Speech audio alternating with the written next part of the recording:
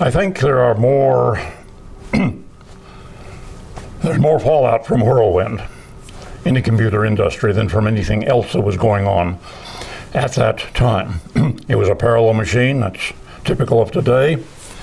High reliability. The magnetic core memory was the memory that launched the field for the first decade or two until the solid state physics came along.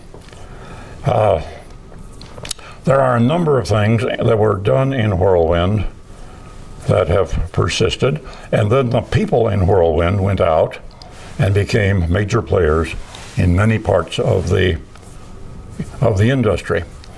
Perhaps best known are Ken Olson and Harlan Anderson that started Digital Equipment Corporation, that became a very major factor for a long time until it failed from some of its own internal problems. But the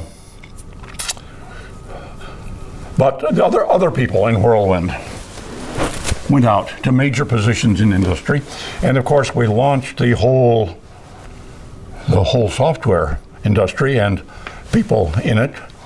The software for the air defense system was done for the initial experiments that I said. The first interceptions were done inside. I asked people how much random access memory they think would be necessary to analyze radar data coming in for two airplanes, extrapolate their tracks, compute what an interception course would be, and compute the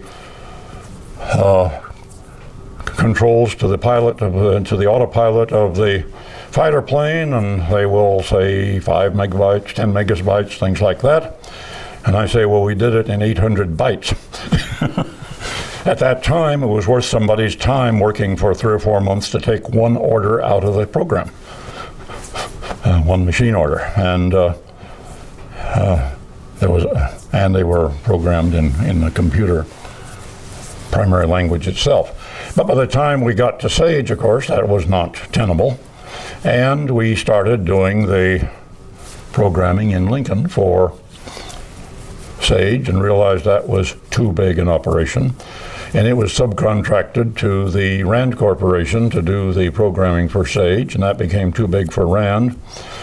And they spun it off into, I guess it was a System Development Corporation, which set up operations here on the edge of the campus in a separate building, I think, to do the programming for the Sage system. And so there was a huge impact on the whole creation of programmers that came out of it, and the idea of programming and the idea of interpreters and so forth.